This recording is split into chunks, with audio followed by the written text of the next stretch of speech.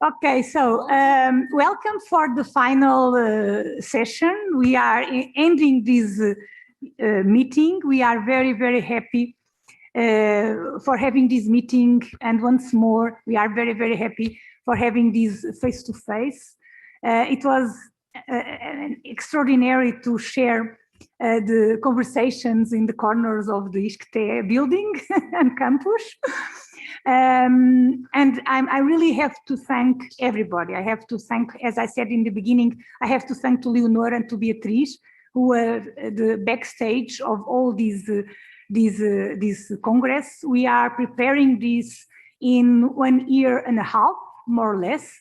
We started with the call for sessions, and then after the call for sessions, we had the call for papers and all the selection process and all the bureaucratic. And the most worst part, I would say, was the indecisions because of the pandemic crisis. We didn't know exactly what was going to happen, and that was very, very stressful for us. But anyway, we managed to survive until now. And I asked Gaia to come here because this is also a joint organization with the Cost Action. And of course, Gaia is the vice chair of the middle class mass housing in Europe. It has been a challenge to work together. And also, we all, the four, we are part of the team of the Cost Action. It was very, very nice to have the cost together. We started with a small group. Inês, it's telling me not to forget else, of course, but we started with a very small group of people in the cost, and then it was possible to enlarge this group, and now we are 32 countries, right? 32 countries, 130 researchers all over Europe, and also from Israel and from Iran. And so we are really very happy. And it's very good to be able to do this joint venture. And it was a big opportunity to know everybody and to build this network. So we will hope that we will continue. Now, next step in terms of cost will be in Milan. So, and maybe in September we'll have the training school in Madrid, organized by Paz and Roberto. And so we hope that we will be back to normality and to have a routine, a normal routine, and we'll be able to travel. I would like to ask if Gaia would like to share a few words before we started. I can also thank you for the invitation, for the organization of the conference. I have to say that until 2 weeks ago, I was not convinced that it would be possible. So it was intense, but I think that being here is a first attempt to start to acquire again our normal conversation that I hope it's going to be developed through these types of meeting in the next steps. So first with the workshop in Madrid, and we are really working, started officially to work on the organization of the Milan meeting. And so we will, hopefully will be able to circulate the call for paper and to give more information by July. So thank you for organizing, for this big effort, and also for me it's really emotional. It's really fun to be here after so many steps and meeting together in different projects and the conference that also over the past years with the Israel group we had several occasions, and I hope this conversation can continue with through this network.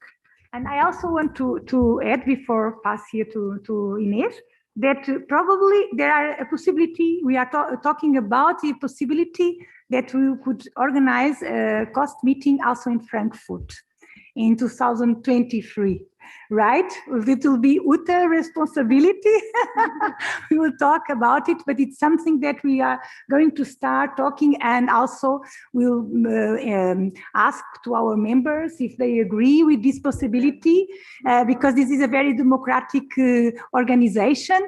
But we are, we wanted to present you this possibility that we think it would be a huge opportunity to go to Germany to do in 2023 to go to Germany. So we have lots of plans for the future. And I also want to ask Inês, in behalf of the project, if she wants to say a few words.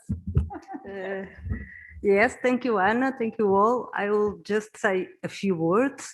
And I want to say that thank you, all of you. It was a really pleasure. And I think, as Gaia said, it was almost strange and strong, be again between along so much people that we could join here. For us, it is until the end honor. I hope you enjoyed. And as Anna explained, this event, it's a joint event with the project that we talk more about that in our sessions, but also of the cost action.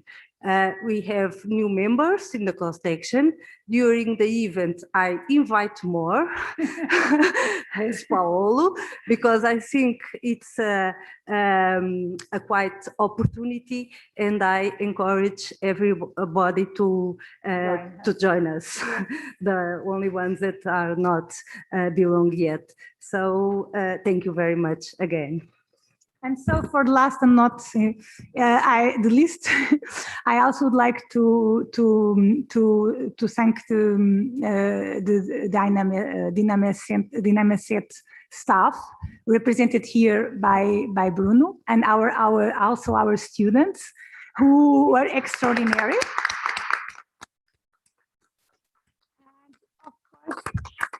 This was very difficult. It was a novelty to organize a hybrid, and thanks to Bruno and all the dedication that the students and all the staff gave. They really embraced the idea of doing this. So thank you very much. This is a moment where we are really thankful to all of you. And now we are going to present Uta. So it is a huge pleasure. We challenge Uta to do our last conference, to close this meeting. Our expectations were very high in terms of what was going to happen in the meeting, because for so long that we didn't meet each other, and it's so important, these conversations, these talks, these sharing all this information. It's so important to be together, because it's much more, how can I say, it's much more profit when we are together, the exchange and everything. So it's really difficult to present Uta Pottgiesser, because she's, we meet here, we meet in several conferences, but then we started to work together more closely during the cost, and we learn.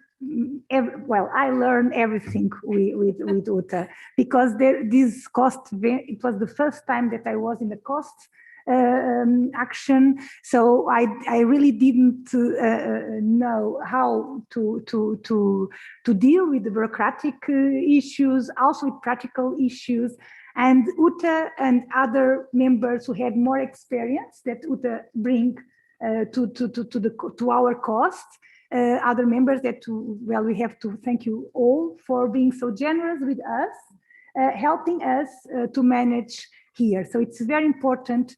I think this is very important to underline that learning with experience, it's much more encouraged for us and also gave us much more a sense of security when we have people who lead us and help us.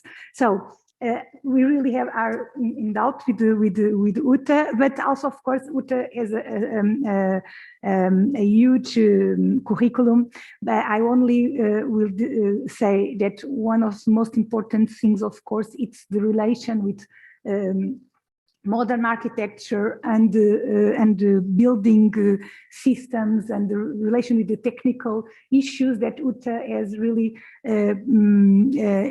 investigated in her life, which is a different way of looking for this modern heritage that we deal. Usually we just talk about functions and organization and culture in the more street layout, and the investigation that Uta leads also help us to see the technical issue as a culture itself. So I find it quite important and refreshing, this analysis, because for me it's quite difficult to do it. So I really have a fascination about it.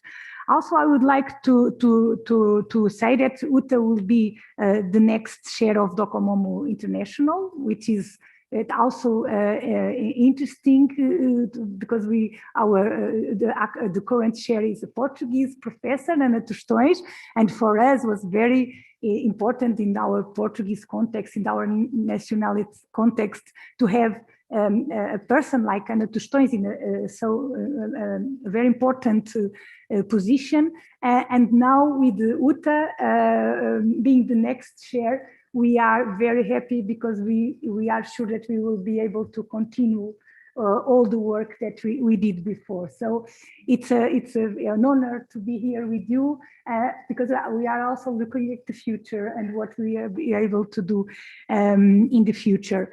And so I will also thank Uta for accepting this invitation and this challenge to be here.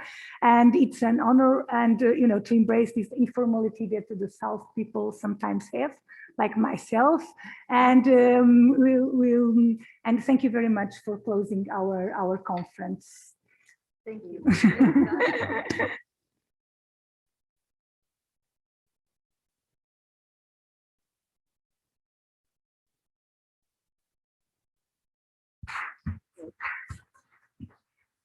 So thank you so much. I feel very honored. You really raised probably the expectations on what I'm going to tell you, and I was really also thinking about what shall I talk about, not knowing exactly what kind of papers will be presented here, what kind of audience do we have. I mean, there is still an audience here, which probably the people online cannot really see. So it's sometimes difficult when you don't know exactly who is there and who will you address. And then sitting here without my computer is also a quite strange feeling with me, normally having everything under control, but I'm trusting. I have a screen in front of me, I have a person on the left, and I have a pointer.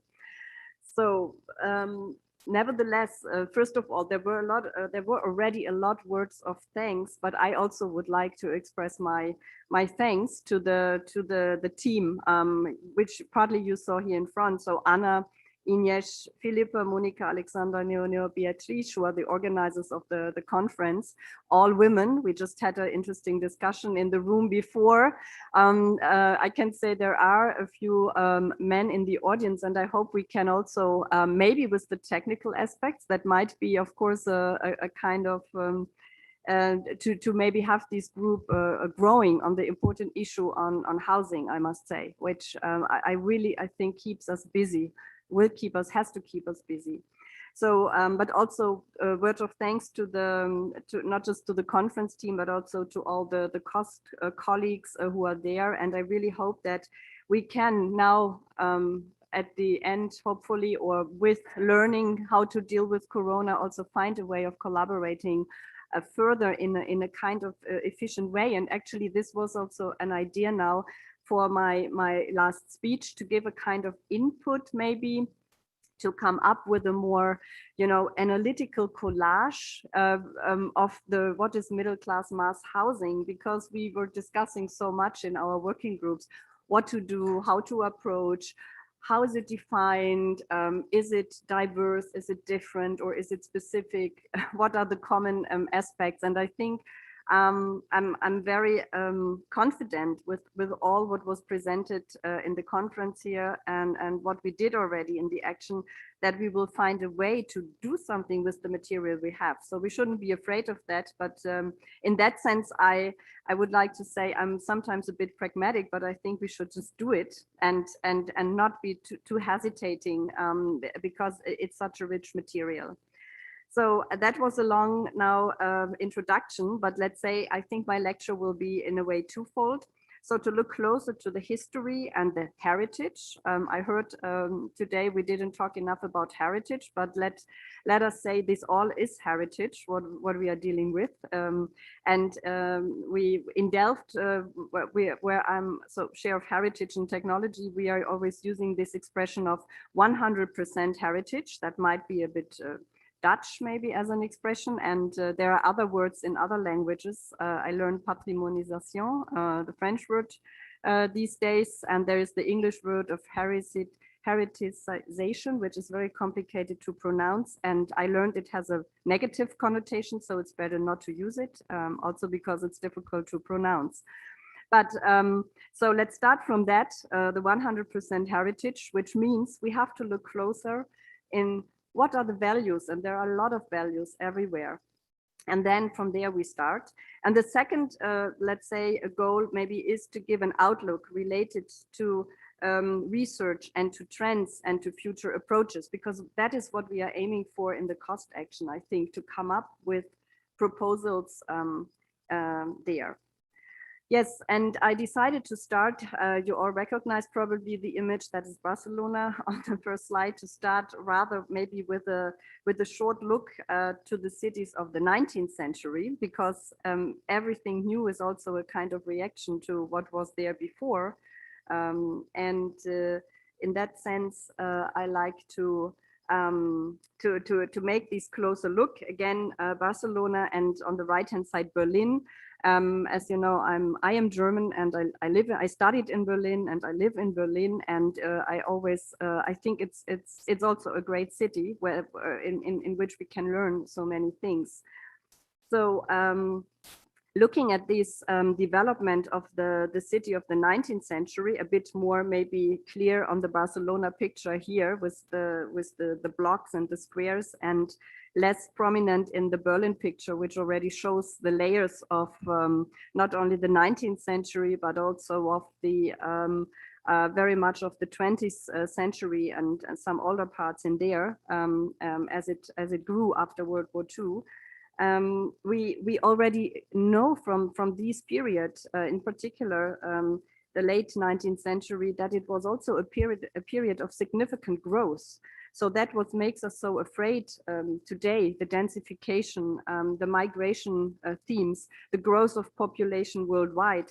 There were precedent events in Europe, and there were solutions on how cities were dealing with that. And I think the models of these, let's say, rather maybe mid-rise, very densified cities like Barcelona was, Berlin was,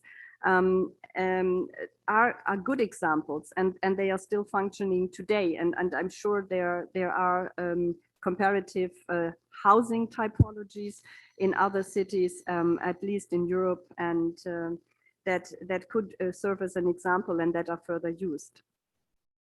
And in that sense, I think we shouldn't be afraid, but we should learn.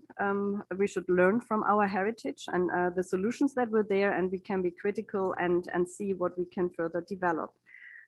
And in this sense, I like to look at the reactions that were actually and of course, you already mentioned Docomomo. It is always important for me to look at those examples from the early 20th century. Now, here to building types that you probably may know. On the left-hand side, an example from the White City, that in this case, an example of Bruno Arendts, and on the right side, the famous Kalegin settlement, actually one of my favorite of the Berlin settlements, built by Bruno Taut, as you can see, in the late 1920s. And these settlements were, of course, the reaction to the very densified the cities that were built and also offered not only middle class or high class. We learned about the different middle classes today as well from Anna. Not only offered, I mean, luxurious apartments, but also offered these 19th century cities a lot of very bad conditions. You know about all that. So the settlements of the 1920s were about bringing light and bringing sanitary conditions and bringing green. We had this discussion in the last session right now, on the session of ELS, where we learned about the importance of the green space, of the open space. And I must say, at that time, the architects were very well aware of that, and they collaborated with landscape architects, and the cities of 19th century and before were also very much shaped by landscape architects. And we don't have to know it maybe as architects, but we have to be able to collaborate. A good friend of mine is a landscape architect, and we have to communicate. And of course, the view of landscape architects is different, as is the view of other disciplines, like maybe sociologists or art historians, and also of preservation or conservation specialists, which come also from another background. Now, but why I like to show this, in particular, the Carlegin settlement on the right photo, this was one of the most densified actually blocks, and it's maybe not so visible, but normally these first settlements of 20th century had a 2-story or maybe a 3-story height. And Carlegin was built, as you can see, with a 4-story and with the 5 stories at the corner. So it was higher densified, and it had a very sensitive approach in terms of color. I can really only tell you, try to visit that. It has a beautiful color combination. So the darker parts in the upper floor try to open the space, so to put it more to the background, to make it not that dominant in the courtyard, to open the space. So there is a whole, as we know from Taut, a whole psychology of colors behind it as well. Now, and it was already mentioned, going from Berlin, the Berlin settlements, 5 of them are already World Heritage Sites, which is also a quite unique thing. And as famous as that are maybe the Frankfurt settlements by Ernst May. And of course, I'm showing it because I made this proposal of having a meeting in 23 there. The city of Frankfurt, together with the Ernst May Society, just I think prepared a proposal also of bringing the Frankfurt settlements to the World Heritage, to nominate it as a World Heritage. I'm not sure they will deliver it in September, and I'm not sure if they will come on the list, but the city of Frankfurt is very engaged in really following up on the heritage that was created by Ernst May and these settlements. So they really plan for a lot of new settlements as a city in different areas of Frankfurt to create a kind of 21st century settlements. Now, these are just 2 images of these settlements, the Braunheim one and the Bornheimer Hang, and they are not World Heritage yet, maybe in the future, but also they are considered as a local heritage and very well promoted by this society. And hopefully they could also be a host together with the city of Frankfurt of a meeting that we may have in 23. Now, but there are more reasons maybe to look at Ernst May, because this guy was really interesting, as probably some of you know. And he had a very short period, only 5 years, that he was responsible director in Frankfurt to design a lot of settlements. And I'm always impressed of how much they could manage. Of course, it was, I guess, rather top down compared to the planning strategies we are following today, including participation, living in democracies that are, I mean, different, and having, of course, also people who have changed, and digitization that creates other expectations. but it was just enormous what planners, architects, and cities created in that time. And the same was, and most of you probably know that Ernst May was leaving Germany in 1930 and then stayed only 3 years in Russia. Then they are being responsible for I think the biggest collective of planning with 300, I don't know, architects, something like that. And during these 3 years, planned different cities and settlements all over, extremely densified. Here's just one example, Magnitogorsk as a city. But as you know, this time was difficult in Russia as well. And for all those people who were refugees from the fascist regime from Germany, and for many of them, it didn't last long. Ernst May was, let's say, happy and lucky that he left again and he went to Africa. And I think that really makes the whole story really interesting, because Africa, not only in Portugal with your project that includes Mozambique and other countries, but of course the discussion, the relation that Europe has to Africa is a very, well, a critical one. It has been in times of colonialism. Germany just starts to rethink this history. We are a little bit behind, I would say, compared to other countries that were obliged to think about this colonial heritage earlier. But there are, of course, also maybe, let's say, well, maybe nice examples or good examples. So Ernst May went to Kenya. And when you look at the building, you can, of course, recognize a lot of this spirit of the settlements that were created before, though here adapted, I would say, with already a different feeling of that the climate is, of course, different. So the way of how the balconies are designed, that function like a kind of sun protection, not a real brise soleil though, but they were somehow adapted.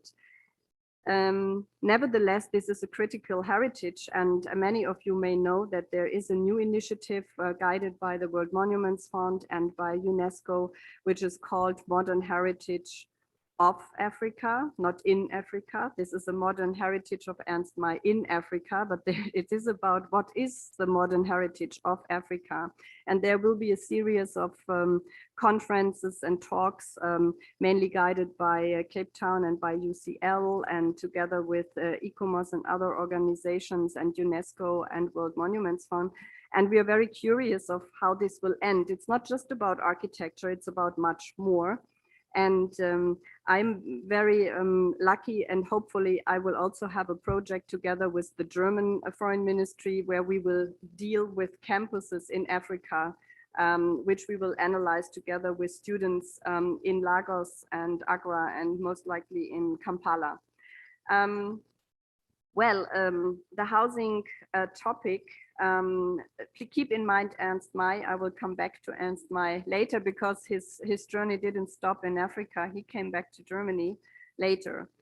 But first, let's have in a quick run maybe through the 20th century, and this is the same discussion we still have in middle class mass housing. And like, is it the mass housing, the big blocks, the big masses in one single building, or is it the many buildings that are built in masses and distributed over the country? And I think we should consider both. I mean, it is, and that is why I like to show two examples that also came into my mind when thinking about this wonderful conference that take place 2 days in the beginning of the week, organized by Docomomo Israel, Yael, and Inbal, also members of this cost action and collaborators of our shares, which was on prefabrication and housing. And when you look again at these examples, also the settlements in Frankfurt or in Berlin and in other countries, they often used very advanced technologies of that time. Or processes and building processes. They were very efficient in organizing. And now after World War II, of course, with the pressure of having a lot of people that lost their houses, these prefabrication technologies were really applied in a very systematic way. I just showed this example of the United Kingdom. That is one of the first estate that was also listed a grade 2 building, which is a high listing in the UK as a kind of to put, although the buildings you could see, I mean, we wouldn't maybe consider them in our traditional heritage value discussion. They are not that old. They date from 47. Maybe we wouldn't consider them very aesthetic, but of course they are a symbol in our extended understanding of heritage values. They are a social, they have a big social importance. They also have a certain technological importance here. And so part of these prefab bungalows are now listed buildings, and people still live in it and enjoy it. Yes, so these buildings that were thought to be temporary, as so many buildings in the world that are supposed to be temporary, in the end stay, and they become the homes. They are not just houses and shelters, but they become home to the people that live there. And that happened here as well.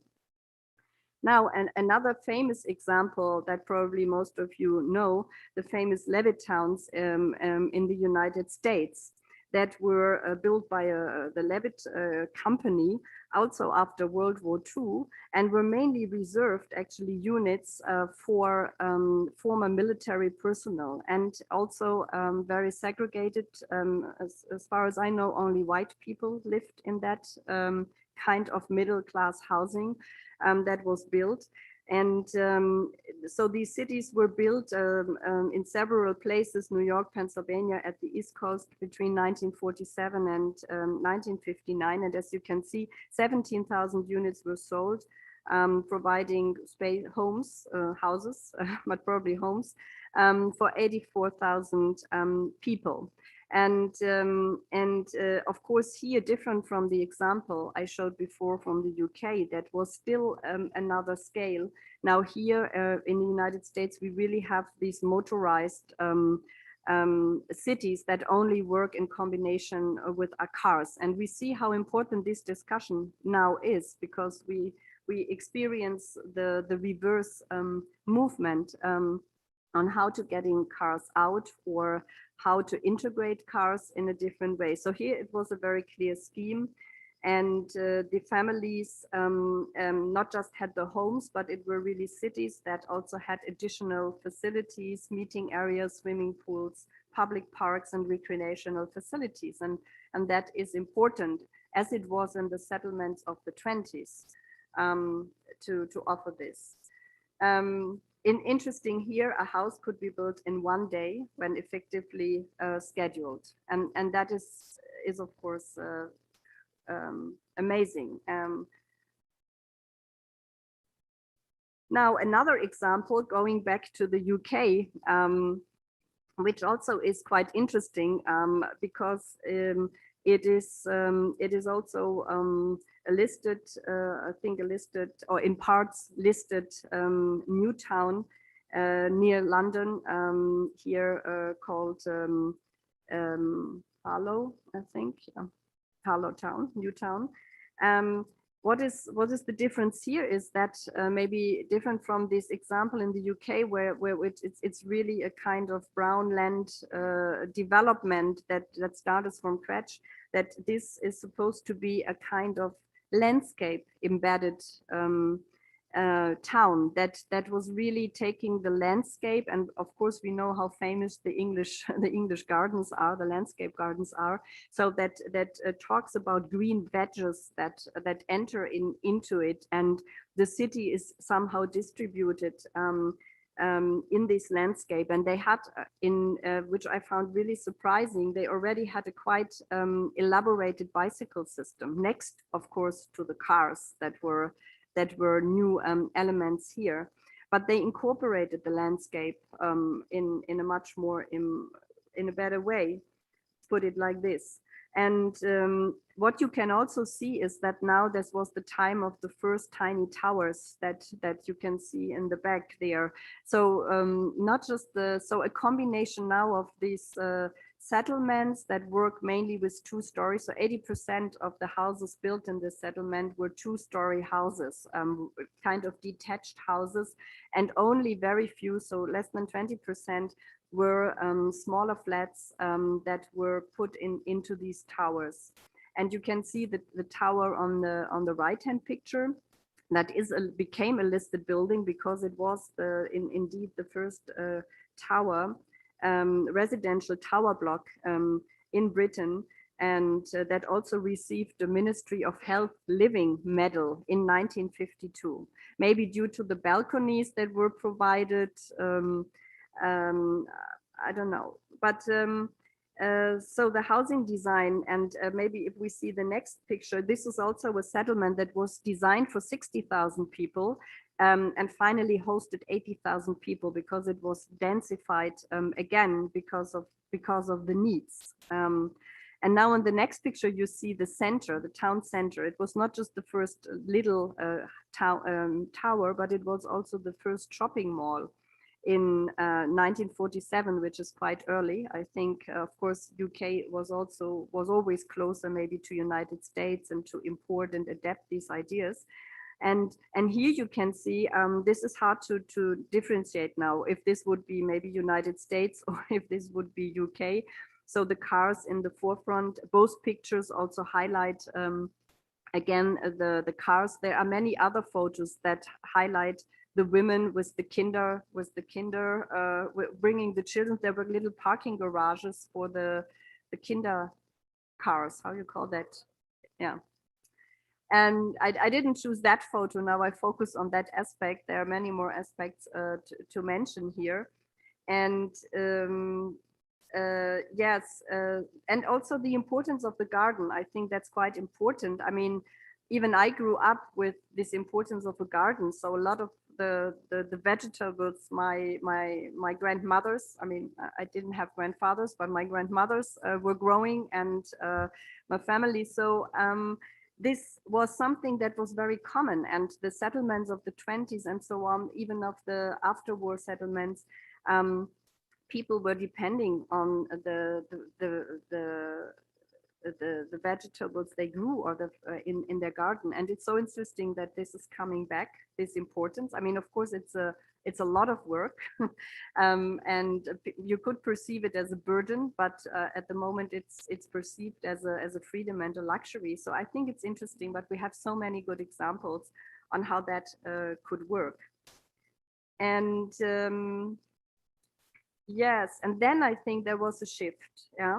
And now we're coming back to Ernst May, you remember. So this guy was in Kenya until 1954. And in 1954, he was called from the city of Hamburg, and he didn't become the head, the lead architect there, but he became the lead architect of what was called Neue Heimat. Maybe you heard about it. It means new home. This was the very big construction housing association, the biggest houses association, to my knowledge, after World War II in Germany, that was responsible for building in many cities these flats. So he became the lead architect of that organization in Hamburg. And I think it's very nice to see the tower there, which was built in 55.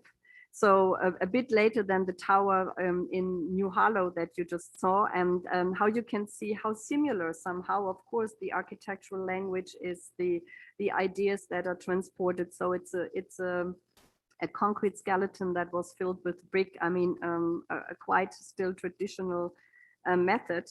And this tower was built in one of these new settlements near Hamburg.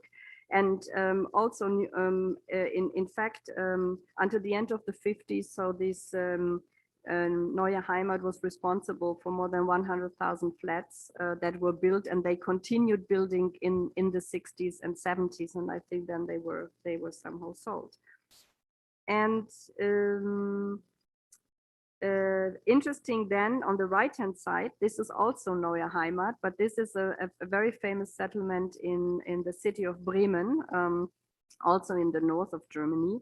And it's also Ernst May who signs responsible for this design. And you see, this is from 56 to 61, and we can see how I think the philosophy on how to build housing really changed in that period. The way of densification, the connection with the ground, I would say that still the settlements until maybe the mid-50s had somehow was lost or became different. It's still a massive construction. It's also different from buildings we may see maybe in the southern countries or also in Belgium or France.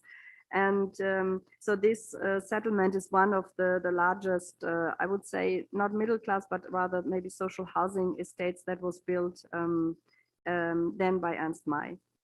But now let's jump. Ernst May, not only, he was very active. It's incredible what he produced, of course, with a lot of architects here.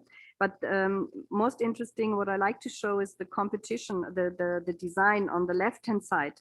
And this was a design for a site, a settlement in Berlin, actually in what is East Berlin today. And it was the first all German, so West and East. You know, in 57, the wall was not yet built. So it were two states, but it was still easy to travel and to communicate. And this was a competition for East Berlin. And there were 3 West German architects that won the competition. And Ernst May won the first prize with a very densified, it seems rather much more densified design than the others presented. It was never built because the East German, the East Berlin officials were so shocked apparently about having 3 Western architects winning the competition that none of these solutions was chosen.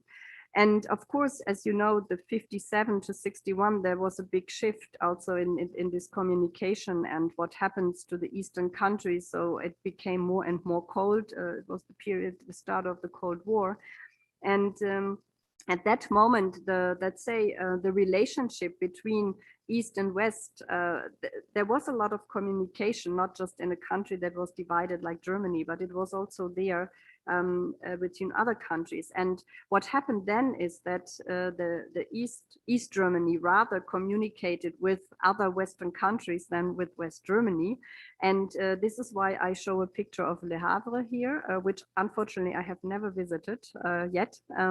But apparently there were a lot of delegations from East Germany that traveled to these examples, for example, Le Havre. And apparently they were very impressed by what was produced there by Auguste Perret and others. And so they really started to orientate themselves with the prefabrication towards France and Scandinavia and also Great Britain. And so there are similarities, and we know there was a lot of prefabricated construction also in the West, and we rather see it as something Eastern, but actually it wasn't. So they really developed a lot of contracts with countries like France and profited from these examples. And so there are, of course, many publications. These are in German or in English that describe these kind of constructions. Interesting is the one, I think, by Nikita Khrushchev that you see on the right-hand side. I must say, I didn't know he wrote about it. So he said, better, cheaper, and faster.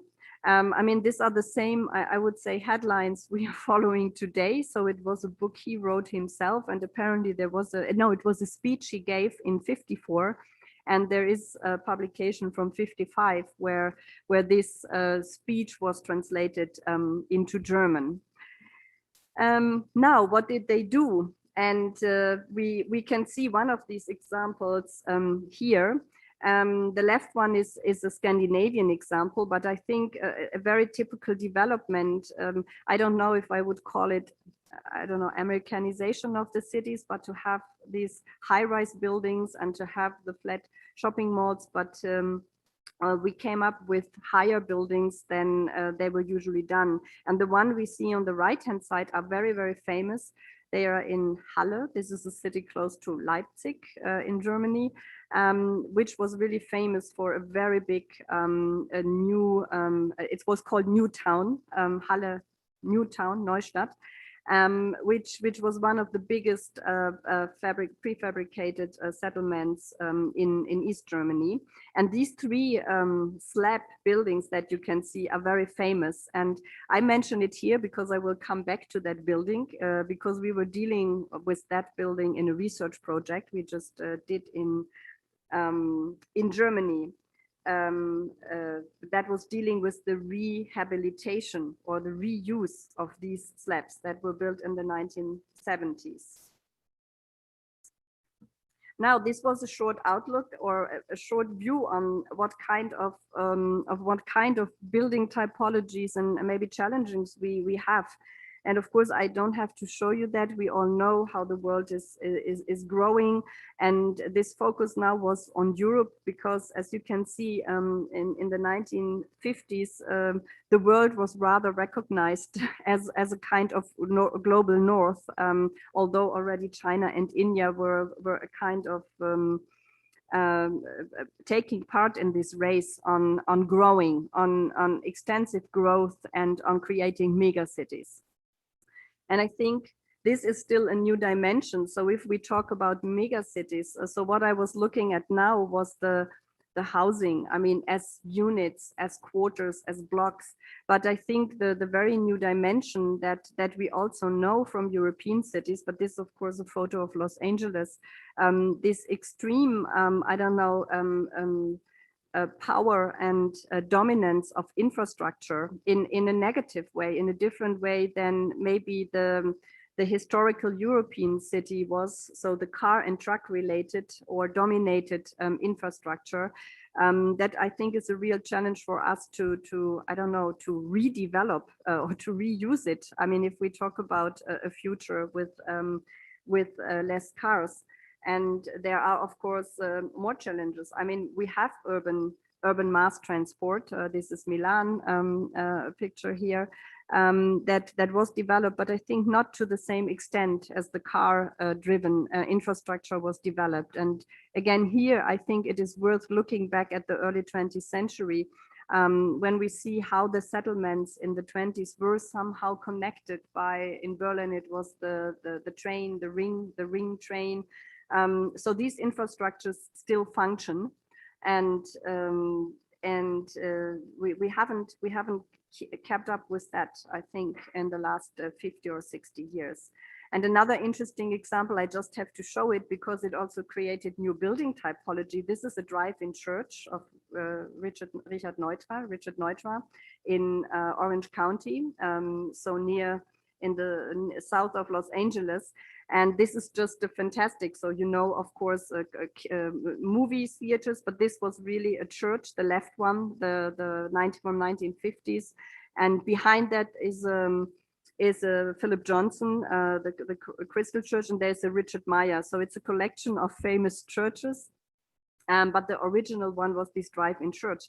So we made this separation of functions, which we still suffer, the separating, so the suburbs that are part of this optimistic suburbia conference, the separation of functions that are so criticized now, as we criticize the cities of the 19th century for being too dense and for being not sanitized enough and for having not enough light. I mean, now we are, of course, criticizing the way of mobility and the time we spend and so on and so forth. Now, looking at the mega cities, I mean, we have both. We have to look at both typologies, at the spread, at the sprawl and the spread city, and also at the mega cities. And I might now like to talk a little bit more about what are the trends and what can we do. I mean, of course we have to discover the qualities and the value of that. There are many agencies that are developing, that do trend design, and we are just doing a workshop together with the industrial company that is always making use of trend research to develop new results. And I think it's a methodology that we should also adapt maybe in our work to include these kind of trend research in another way, next to analyzing the existing. Now, looking at some challenges, and it was mentioned that I also deal with technical questions. Actually, yes, I'm also teaching building construction, and maybe that is really interesting. And I like to show these facades because they are so, I think, also typical in many ways, and all of these buildings, and it's of course mainly the facades, maybe next to the internal layout and the building services that we have, that that are now in the age of being not aging maybe anymore nicely, and they are in threat of being simply replaced. I also say that because if you look at housing, normally residential, the windows are the first elements to be changed. And if you look into documentations and literature of heritage institutions, no matter if it is Heritage England or if it is the Dutch agency or if it is the Swiss or the German heritage agencies, they all complain about having historical windows, mainly wood, but then, as we can see here, steel or aluminium being changed by plastic windows. And that is a very dominant industry. And I think looking at the characteristics, this question of what materiality we have, in particular also windows, is very important. And unfortunately, many of these, in particular larger estates, lack maintenance, maybe different from really private houses. I like to call about this. There's a challenge, of course, the performance, energy efficiency, and other things that really put pressure on people to replace these facades. But we have to be careful with that, and we can do better. And there are very good solutions in the market. And of course, we have other challenges. We heard about the relationship between inside and outside, and of course. There might be criticism about that in many settlements, and we have other ideas now to realize that. And a third thing is the big topic of adaptability. I mean, how can these houses, because society changed, maybe the structures of family changed, the shares in the population changed. So how can these buildings be adapted, which is a big challenge for the interior redesign, let's put it, of those buildings. And now I like to show that, because we had this discussion nicely during the conference here about, yes, but what can architects do and what do they learn? And I have to say that is now maybe a very German perspective, but if I observe the German architects community, so the BDA is the German Association of Architects, the leading, let's say, professional organization. And these are the two publications of them, so the blue ones. This is called House of the Earth. This was one of their latest publications, I think 2 years or 3 years ago, where they really talk very critically about the way of new buildings. Yeah, so they completely, of course, notice that the market is actually in the existing. Yes, and of course, they are aware of that. But even as you can see from the quotes, it gets a kind of bad notion of building too much new. No, we have to understand how to take care of the existing. And that is the debate that just happened, I think today even. I mean, there was a debate last week, but there is a debate today. It's the day of the architects. And it says preserving the existing. So even using this term, I mean, which is not the typical, I would say, architect's attitude. I'm an architect myself, and I was and I am still a little bit practicing. So we normally tend to do something new. Yes, and this is, I would say, still the majority of education is going in that direction. And so the next part of my talk will refer to that. And I think we heard a lot of interesting presentations during these 2 days that were dealing with education. or with research made in the context of education. Now, these are two publications from Delft, and I think there are many institutions who started to deal in a better way with that, but there's quite a tradition in Delft, at least in our section, which is called HA, Heritage and Architecture, and we are teaching architects, so we are not teaching restoration students. I mean, in Europe, we have this tradition, but it's quite separated from the architectural tradition, different from the United States, where we have the preservation master classes that can also be visited by architects. So here we have this approach, and I'm happy to quote the book of my colleagues, Marieke Kuipers and Bessel de Jonge, who wrote this book, Designing from Heritage, which we use in education, which provides a matrix where the existing is analyzed before we start designing the new. And a second publication that is not yet published, but was coordinated by my colleague Lidwines Bormans, who is probably in the audience here. It's a research report of our master students in a studio called New Heritage. And so here is the work, similar to what we listened in a lot of presentations today, of what the students analyzed before they started their designs. And I just want to give a very few impressions of how we try to tackle it and to really implement it in our curriculum in a way. And I think that's also an interesting discussion for our middle class mass housing. So here are just some examples of the students I was dealing with in that studio. It's not finished yet. They still have to present. It's work in progress. They have their exams in 2 weeks. But I think it was interesting now to try how to deal with these topics of housing, which is not considered by most people and also not by most architecture students as a heritage. So this is why it is called New Heritage, because we know that at least in Europe, our heritage definition has very much moved. We consider the first brutalist and the first post-modern buildings to become heritage, which is of course quite different. So that is a site in Amsterdam called the Herit, which is in the southern part of Amsterdam, and which provides different typologies of housing from the 1970s to 1980s.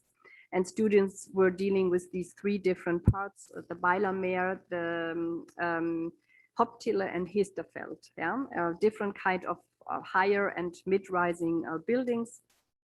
And I think it's just nice to share here a photo that you can see these curved buildings are also quite famous because there was already interventions done by Dutch architects.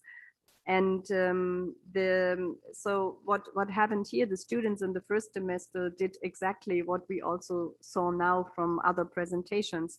They were dealing with interviews, they were dealing with walkthroughs, with photo elicitation or photo voice investigation. They were analyzing the building. So it means to have a closer look for architecture students to understand what is there and to understand the qualities. And on the right-hand side, you can see some examples of qualities and values they extracted from this analytical part. And then starting designing from there. It's about an understanding of of apartment typologies. I think that is a big challenge for us to really learn again to make good plans and layouts, which I felt was maybe a bit lost. So here we can see that one of these buildings contains 32 different apartment typologies, which I think is also fantastic. And another approach already now as part of the design, how to bring in now the things that were missing in a good way into this design, talking about sustainability as economical, ecological, biodiversity part, and also social and cultural aspects. This means to create another awareness among our students for these themes. Another example, our student Martinas, who dealt with the shopping center part, and in a postmodern building from the 80s, and he really tried to look into the archetypes, you know, staircases, towers, ornaments that were used there, and to keep them, but to densify this topic, these part by just maybe destroying some parts. So this destruction is not forbidden, but it has to be very well argued, like what to destroy and why to destroy and what to build new. And so here he created a whole new set of housing in this part, which was a parking deck before, and densified this area. And maybe a last one, this is this Hauptille area also here. So we also decide on this, like where is it heavily densified, where maybe destroy certain parts because we may need it for densification. We heard about the problems that we have if we destroy parts, because we destroy not only houses, but we destroy homes of people. And the question is always, can they find a replacement? And of course, we have to look at the question, what kind of people is it? I mean, of course, we know often people live in maybe still in their big flats, although they were getting older there, and maybe they look for another one, but they can't find another flat in their neighborhood, which I think also is a very important approach, and which is difficult to organize in a way. So this is why the question is put there by the students. How could renovation, replacement, and or densification strengthen the qualities and help solving current problems without compromising heritage values and identities where these exist? Now, I think we make good steps, and it will be interesting to have further exchange and maybe analyze also the results of this conference. We already found out that there's a lot of similar methodologies that we apply. And of course, this is the picture of 2030, I think I put there, yeah, 2030, not 2050. And we see how the world changed in terms of urbanization. The pink bubbles, the pink circles indicate that there is the highest densification level, more than 75%.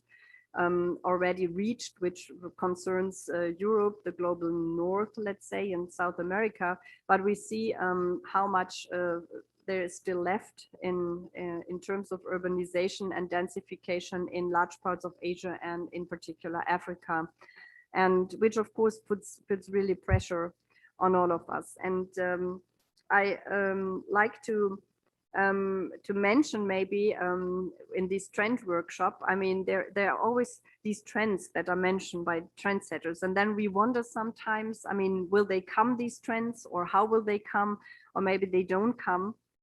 But I think as architects, we really should look into these, let's say, two aspects that I mentioned here. That is, of course, adaptability and user needs, which I think is described by these modular space, smart space, flex space, mobile space.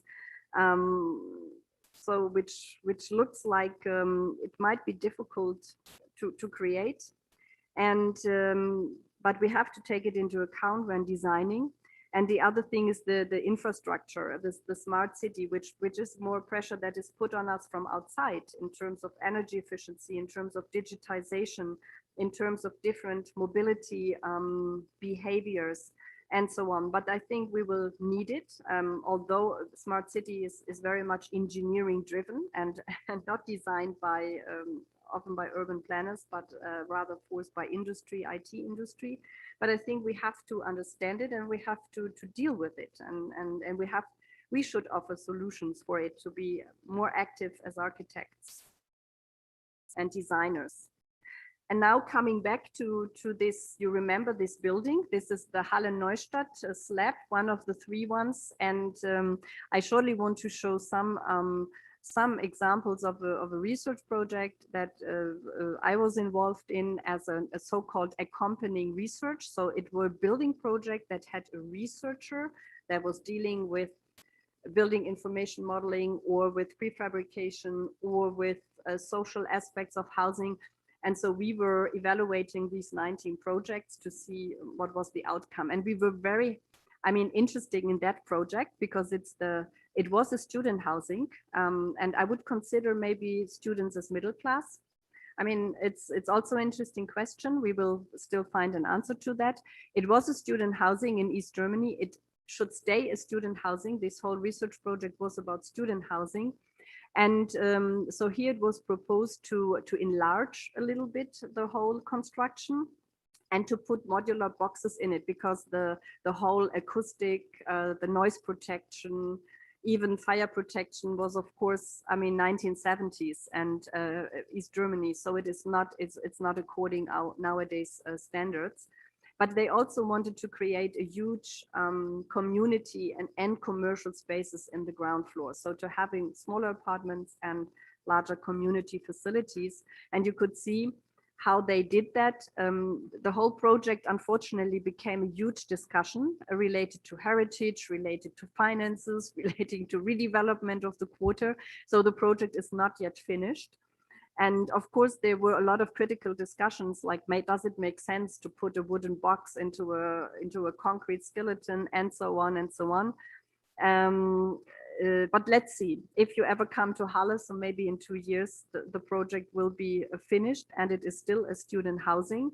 The idea of this project was to experiment again with prefabrication aspects.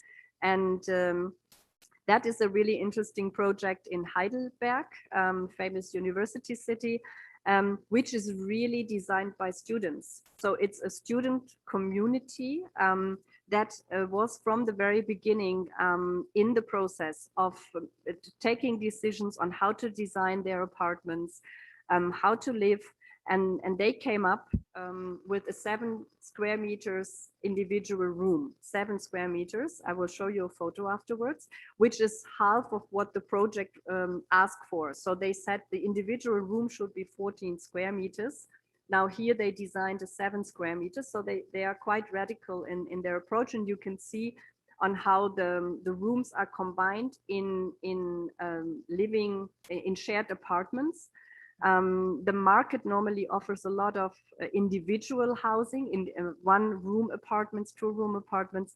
Now here it's really a 4 to 5 room apartments that they share. And you can see this is the module, the 7 square meter, which has a lot of flexible elements so that they could open it to the corridor, combine it to the other parts of the room. So, and the students who were involved are still involved in that, and they also continue to build in the project. I think that's a really interesting initiative, but it is also, I think it took a lot of energy in organizing this kind of group and in-depth participation. Nevertheless, there are examples we can look at. I also like to share that example, which was not part of the finance project, but we looked to European benchmark projects, so comparable projects. This is in Denmark, and this is an interesting approach because they deal with communities of 200. So the 200 is the size of a village, is the size of people you may know. So this company that develops these projects, the CPH Village, they decided to go on sites that are somehow lost. This is an old railway part. They have another village in the harbor area.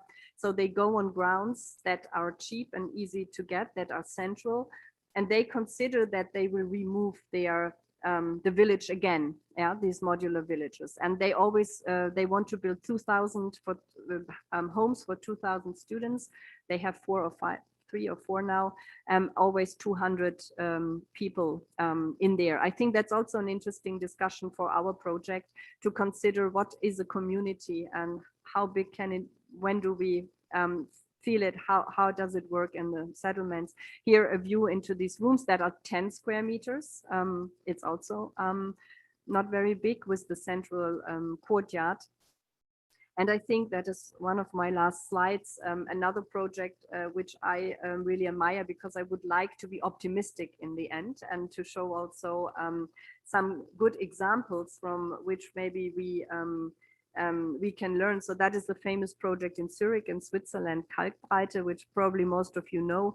Interesting here, it's an extreme also densification. It's on top of a tram depot. So underneath you have the trams, so it's still a functioning part of the mobility system, and on top of it is this cooperative that was built, that offers a lot of communal spaces and also movie theaters, and has this, as you can see on the right hand picture, this fluid space that combines this with the street into this kind of public park and courtyard in the building. And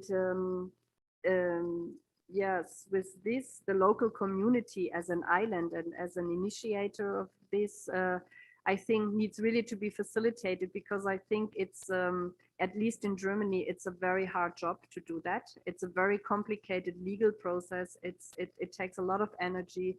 So the whole legal framework and public policy framework is not yet really ready for that. And now coming back to, I think, our cost action, I think we have collected already so much material which is somewhere in the computers and which needs to be discovered by us, and seeing all the methods that were applied here. I think we should really just move ahead and hopefully can create some of our famous STSM, the short-term scientific missions, and our students. I mean, most of us are in teaching, to really make use of them, to analyze that, and hopefully we can publish the first book in the Milan conference on the research, the ongoing research in our activities, and maybe we can put some more effort and include also experience from this conference into it, to have a more precise idea of maybe on how to approach this and which kind of visualization techniques to use. We saw so fantastic examples today, that I'm very confident that we can make it. And yes, so I think in the end, I think let's work together on that conclusions to come up with, and hopefully with some ideas for policies.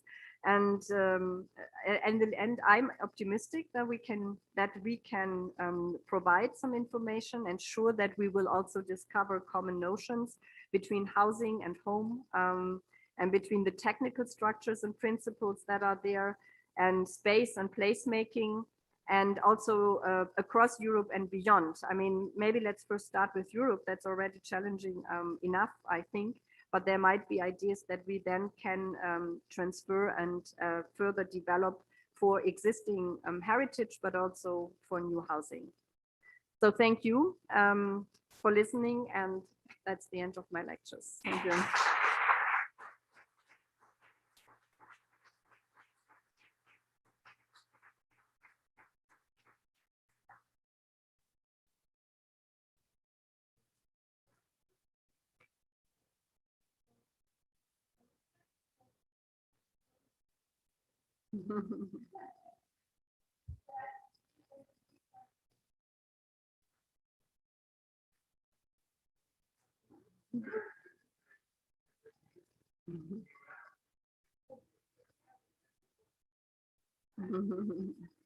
Yes, otherwise the audience in the world can't understand you.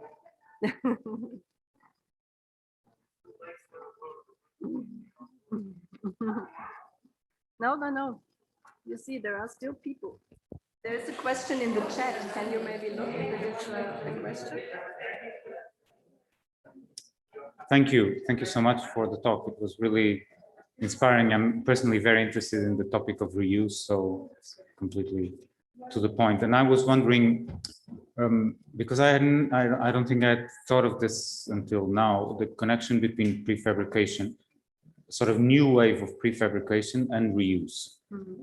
When you showed these towers in or slabs in Halle, yeah, and how they are being refurbished through the use of prefabricated parts. And so I think prefabrication has a bad reputation from, from all the 70s developments. And now, do you think, the question is then, from the experience in Germany and the Netherlands, if this is becoming a way of empowering reuse or developing reuse through prefabrication in a more sustainable way, through the use of wood and light steel and things that are not concrete, maybe. Yeah. Yes, I think it is because I just showed one example of how you can use these prefabricated elements. As I said, it is critical discussed, but you have other. It's not just the whole module of a room, but it could also be, that's much more common, the sanitary boxes and other elements that are used, which is very common in hotels and in hospitals, for example, and so on. So I think it is a very good way. And I think that you said it has a bad reputation. Yes, but if, this is why I showed some of the former examples. Actually, there was a lot of prefabrication, but it was handled by architects and it was designed and it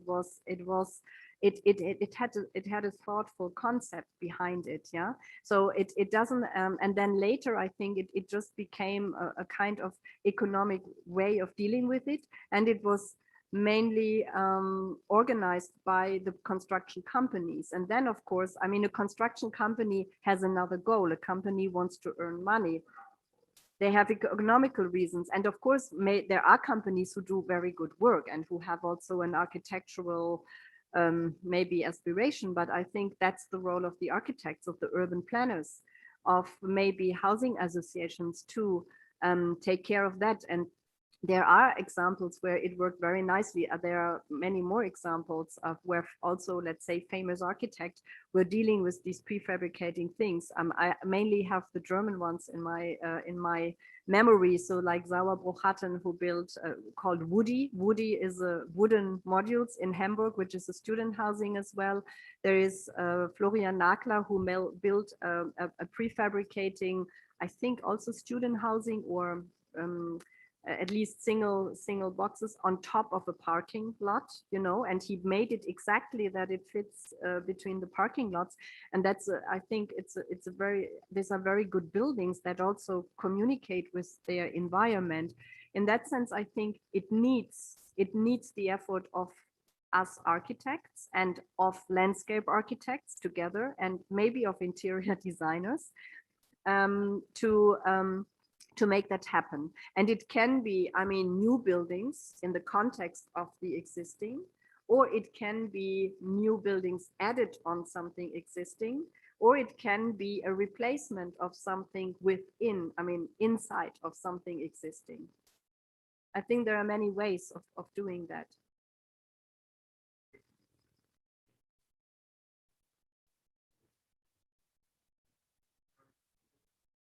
Yeah.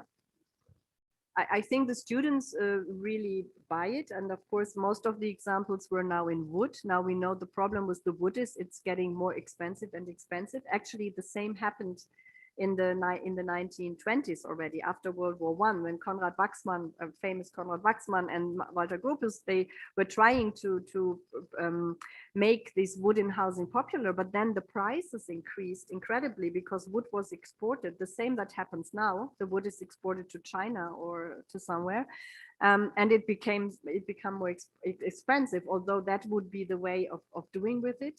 Actually, the Danish CPH Willig, they started with the shipping containers, the steel containers, but they decided that it's not sustainable enough, and they moved then to wooden cubes. And concrete is, of course, an issue. I mean, there is no sand,